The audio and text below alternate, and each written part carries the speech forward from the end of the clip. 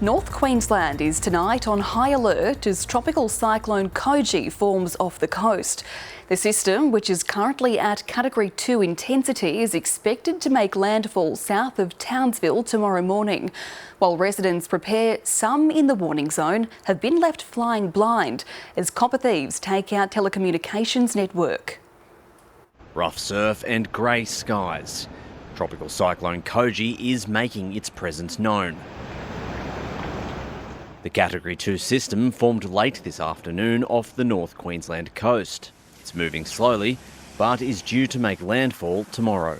Between Townsville and Ayr, and then continue to weaken and track to the southwest. Torrential rain is likely, with fears it could lead to deadly flash flooding. It is the key risk that we're concerned about with this system. In Townsville's northern beaches, police are investigating after a copper wire theft knocked out phone, internet and 000 services. We're absolutely over it, and these fools that are doing it, please just go away, stop. This puts the community in a position where when important messaging needs to get out in the midst of a natural disaster, we're unable to do that. Both Telstra and Optus say they are working to restore services. My message to that lowlife is you have put at risk the lives of North Queenslanders in their hour of need. Across the north, many residents spent the day sandbagging, while some near Bowen made the most of the rare waves. Locals at Cordelia near Ingham are still counting the costs from last year's floods. Now the small community is preparing to be cut off again by the heavy falls. If we get a lot of rain, Cordelia itself, there won't be any land out, the whole area goes underwater. There are still people who were waiting on repairs from last year's event, and understandably, if they're potentially looking that they may be impacted again this year, you can absolutely understand their concerns. Anxiety building for what's to come tomorrow. Well, reporter Baz Ruddick joins us now from Townsville. Baz, we know residents are bracing for this system. What measures have authorities taken? That's right, Laura. The weather system is causing disruptions across North Queensland.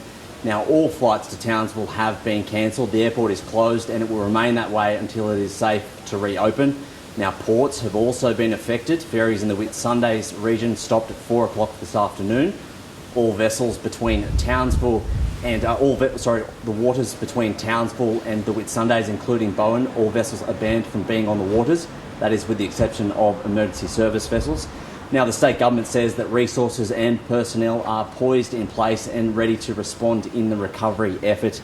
Another 21 SES crews have flown into Townsville today, and they're joining dozens of other crews that are already in place. Now, the Queensland Ambulance Service has also sent another helicopter to Townsville, and that will be dedicated for medical retrievals.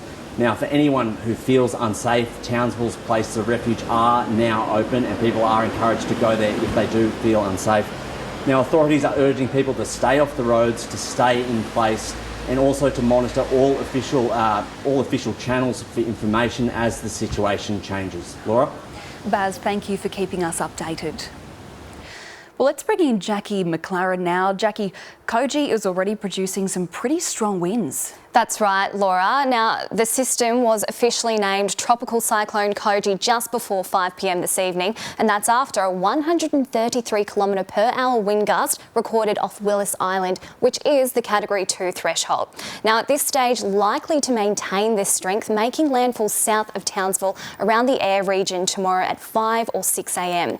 Now, the severe weather warning has shifted south, stretching from about Innisfail to Mackay. Heavy to locally intense rainfall, damaging to locally destructive winds, all possible. More on this later. But further south, we've also got a cold front moving up the New South Wales coast. And Laura, this has been complicating fire dangers in the southeastern states.